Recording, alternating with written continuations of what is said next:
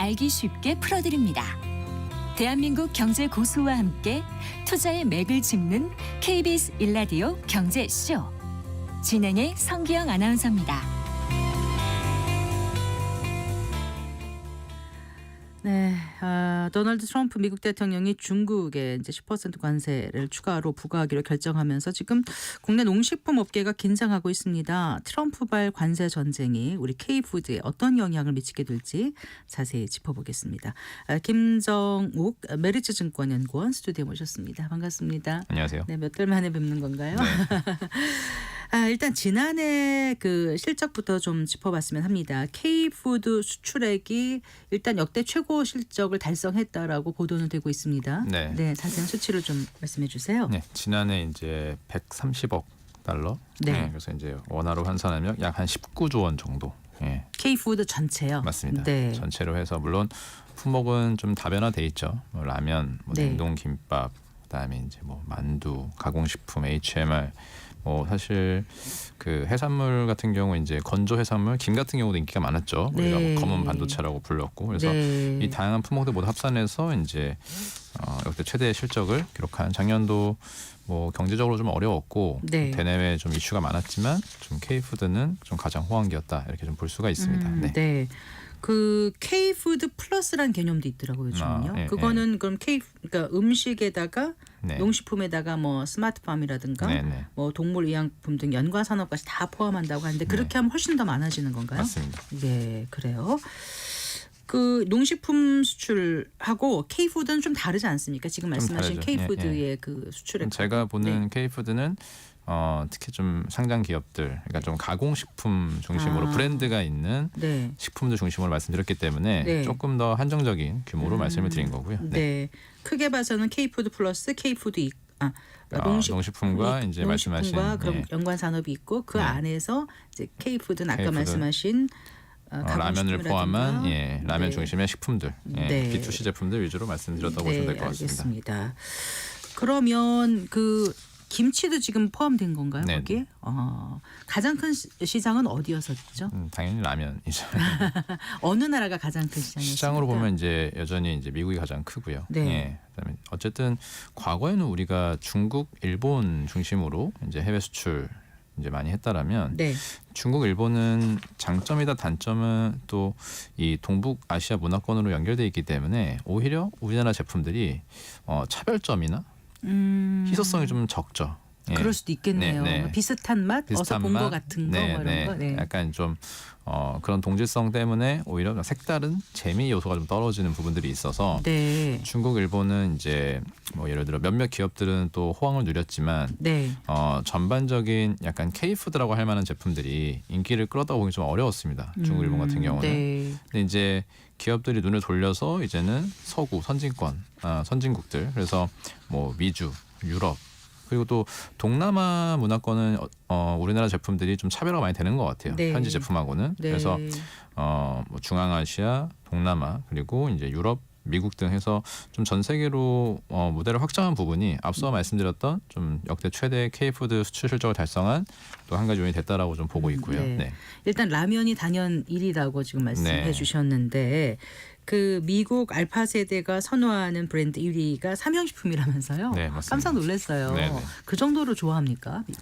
그 이제 삼양식품을 또 설명하기에 앞서서 또 우리가 삼양식품과 농심, 양대 산맥이라고 할 수 있잖아요. 국내에서는 이제 또 전 세계적으로 이제 인기 있는 라면들이 됐는데 국내에서는 또 압도적으로 농심이 좀 점유율이 높죠. 예, 농심이 한 55%에서 60% 사이를 계속 유지하고 있는데 네. 삼양식품은 사실 국내 점유율 변동은 좀 미미합니다. 네. 불닭볶음면이 꾸준히 연에 한 2,000억 정도 팔리는 제품이 되어서 유지가 되고 있는데 예.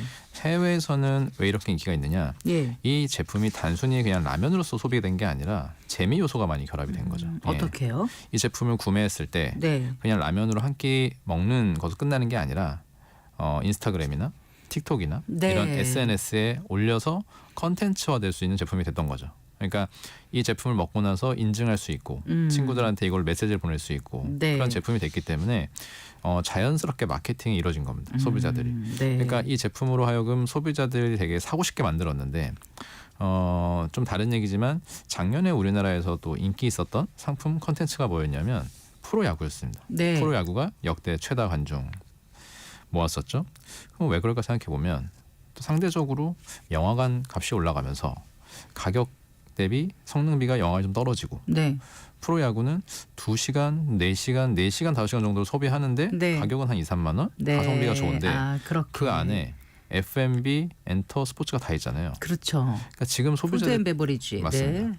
소비자들의 특징이 뭐냐면 한 가지 구매로 한 가지 목적만 달성하려고 하지 않습니다. 그 라면 같은 경우도 불닭볶음면을 딱 샀을 때 네. 여러 다목적성을 이제 이뤄낼 수 있기 때문에 인기가 있는 거거든요. 예. 그래서 그렇게 네트워킹 효과를 만들었기 때문에 우리가 그 네트워킹이 단순히 플랫폼 기업들만 적용될 게 아니라 신제품에 성공하기 위해서는 네트워킹이 필수적이고 거기에 불닭볶음면이 통했다. 그러니까 정말 SNS 전략이 주요했다는데 어떻게 처음에 시작했는지 그러면 왜 농심은 안 했을까 이런 생각이 드네요. 좀 뼈 아플 것 같아요. 좀 비교를 해드리면 네.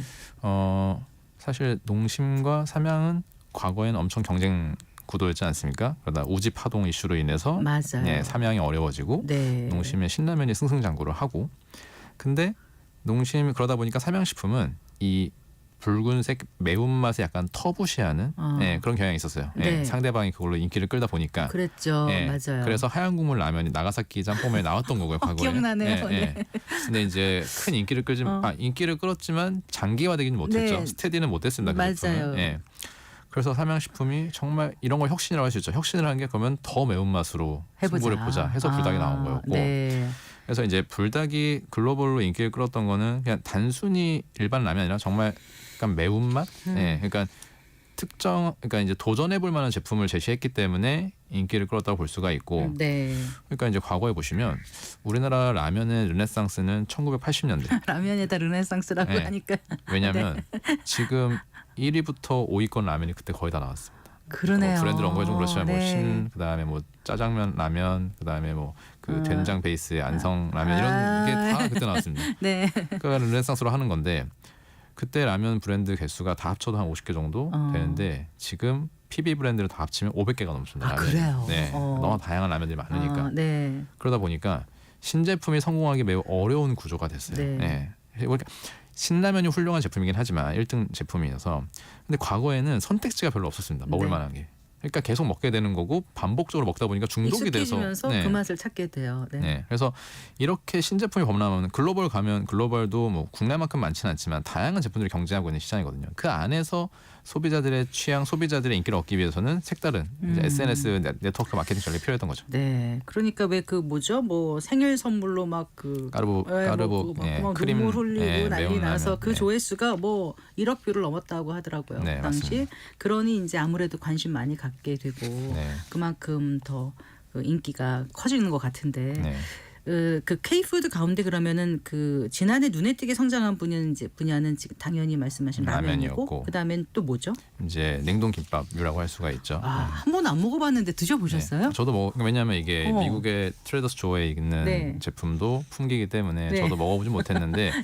근데 사실 여전히 국내에도 이제 훌륭한 이런 편의식 김밥류가 많다 보니까 네. 그 맛과 좀 유사할 거라고 생각은 하거든요. 근데 조금 차이점은 육류가 못 들어가다 보니까 네, 이제 뭐 네. 우엉이나 이제 유부 같은 제품들로 맛을 내서 네. 오히려 그게 또 비건으로 통했고요. 그러니까 해외도 마찬가지죠. 가성비가 통한 거죠. 왜냐하면 네. 해외에서 베이글 이런 제품들이 한 끼에 10,000원 정도 네. 아침 식사로 한다고 하면 그 레벨이 나오다 보니까 냉동 김밥 한 줄에 5,000원, 뭐 6,000원 정도 가격에 식사를 해결한다.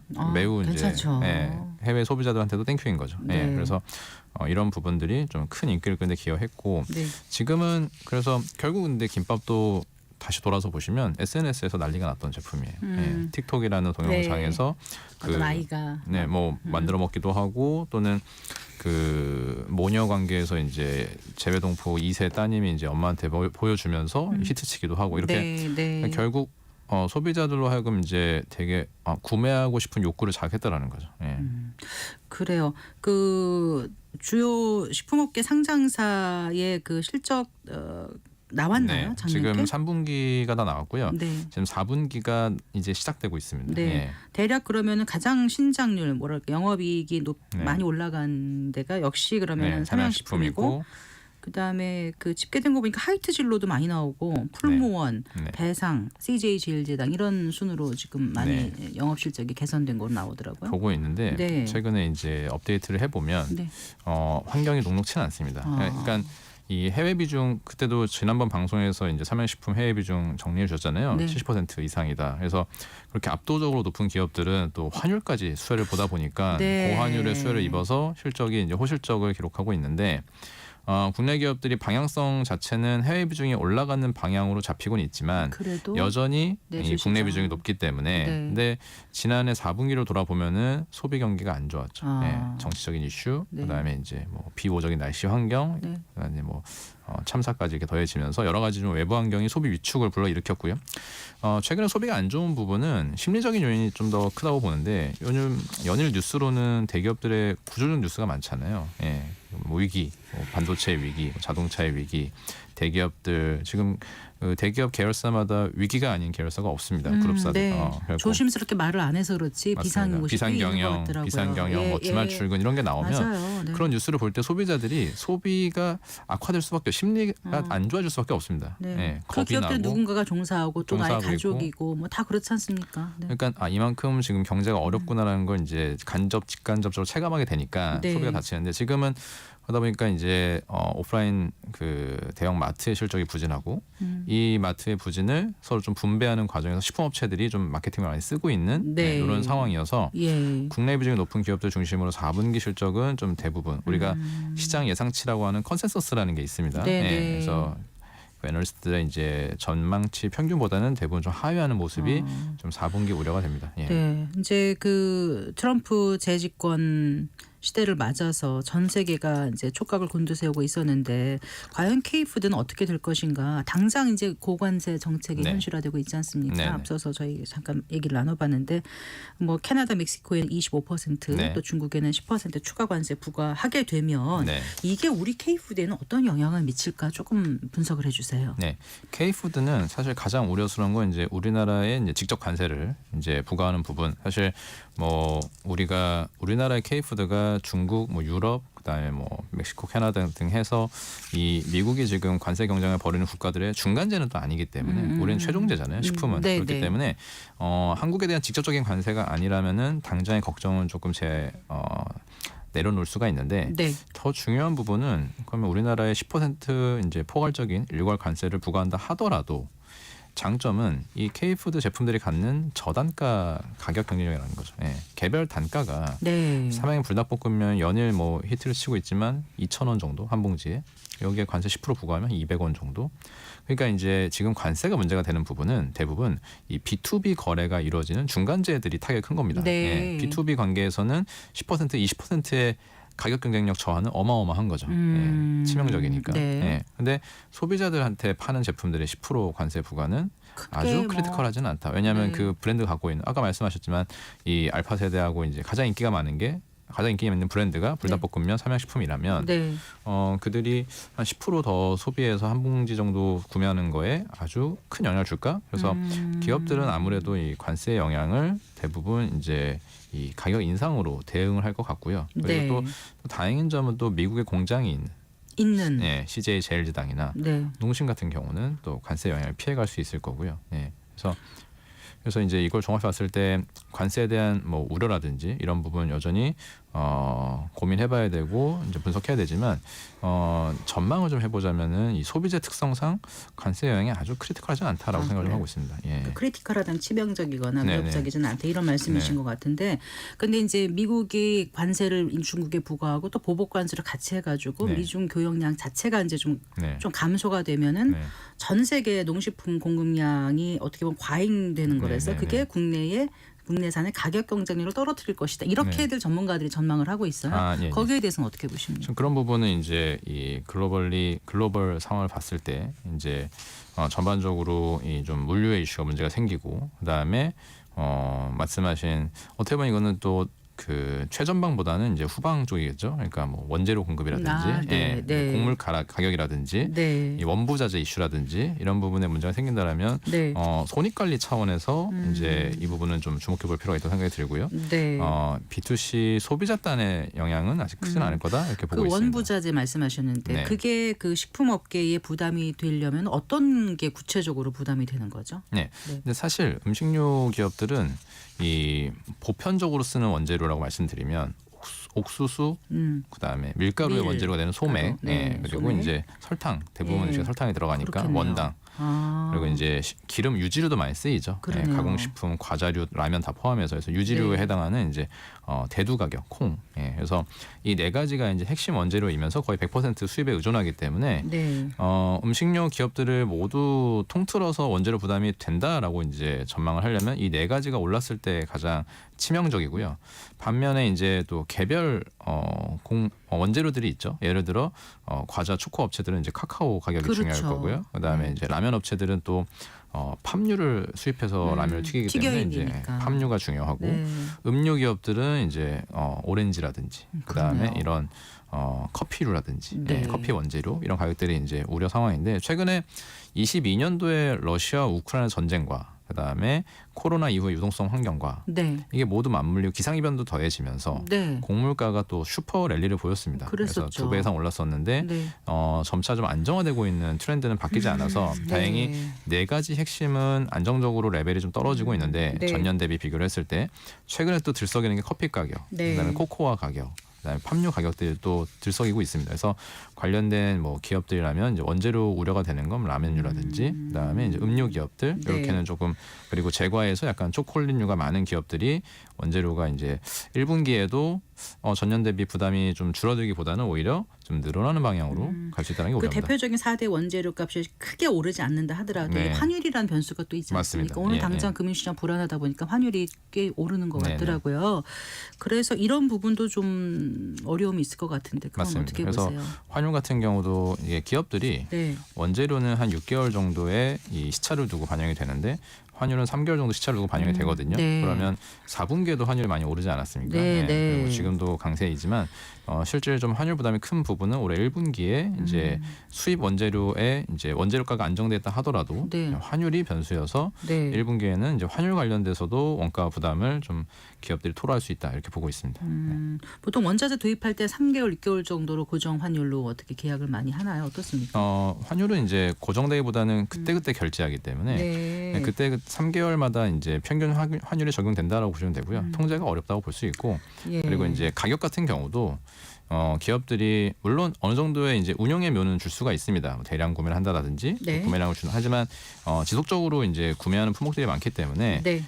가격이 좀 노출돼 있다고 보시는 게 맞습니다. 예. 알겠습니다. 어쨌거나 이제 물가가 지금 높은 상황이고 환율도 불안하고 유가도 지금 좀 그렇지 맞습니다. 않습니까? 계속 오르고 있는 덩달아. 추세여서 그러다 보니까 이제 식품업계가 이제 가격을 슬그머니 올 1월 뭐 올리고 네. 있지 않습니까? 네. 이해는 돼요. 네. 그 식품업체 입장도 하지만 또 소비자들 입장에서는 가뜩이나 좀 이제 위축돼 있고 소비 심리도 하다 보니까 더 오르면 안 사, 뭐 안 먹고 말아 이렇게 될까봐 이것도 네. 걱정이거든요. 그래서 이런 내수 상황이면은 당분간 식료품 업계가 쉽지만은 않다 이런 생각이 드는데요. 맞습니다. 이제 음식료 기업들의 장점은 B2C 기업들이 원재료의 부담이 생기면 가격을 인상하고 원재료 부담이 떨어질 때도 있죠. 원가가 떨어지면 내려갈 텐데 그럼에도 가격 인하는 별로 나오지 않았죠. 체감상 가격은 항상 오르기만 했습니다. 그래서 이제 그런 특성을 보여서 이제 이게 또 경영에 이제 실적을 내는 방법 중 하나였는데 실적을 올리는 지금은 또 가격을 무한히 인상할 수 있는 건 아니라고 봅니다. 왜냐하면 네. 절대 가격에 이제 소비자들 그 부담감을 느끼는 가격대가 있다 보니까 그리고 말씀하신 지금은 경기도 좋지가 않고 소비 심리도 위축이 되어 있기 때문에 음식업체들이 일정 품목에 대해서 게릴라식으로 인상을 할 수 있겠으나 대대적인 인상 랠리가 보여지긴 쉽지 않다. 이게 소비 위축이 더 우려되기 때문에 수량 감소가 더 문제거든요. 그래서 네. 그런 측면에서 가격 인상은 좀 아주 신중하게 하지만 좀 원가 부담이라는 그리고 환율 부담이라는 문제, 인건비 등 여러 가지 유틸리티 부담이 있다 보니까 네. 가격 인상의 가능성을 열어두고 보되 대대적인 인상은 어려울 거다라고 생각을 좀 하고 있습니다. 네. 네. 자, 미국의 알파 세대를 사로잡은 우리 K푸드가 올해 어떨지 좀 전망을 해봤는데요. 이제 좀 정리를 해주세요. 또 개인 투자자들 분들도 식료품 업종에 관심 갖고 계셨던 분들도 네. 계실 텐데 어떻게 하면 좋을지 끝으로 정리해 네. 주신다면요. 식품 기업들이 차지하는 이 코스피에서의 비중은 대략 이제 한 4% 정도, 4-5% 정도 내외이기 때문에 비중이 네. 작습니다. 그래서 시장과 조금 연동해서 봐야 되는데 오늘과 같이 좀 전반적으로 우리나라의 주요 수출주들이 흔들리고 네. 그러니까 변동성이 불확실성이 생길 때는 이제 대안으로서 이제 해외 시장의 필수품을 자리 잡으니까 네.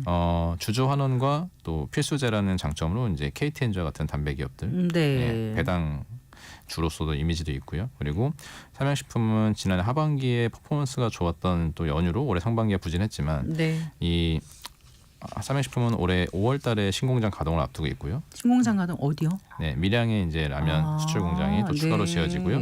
27년도 중국 공장을 또 완공을 목표로 하고 있습니다. 그렇군요. 그래서 계속해서 이제 글로벌 이 수요를 좀 충당시키기 위한 이제 공급 증가 나오기 때문에 네.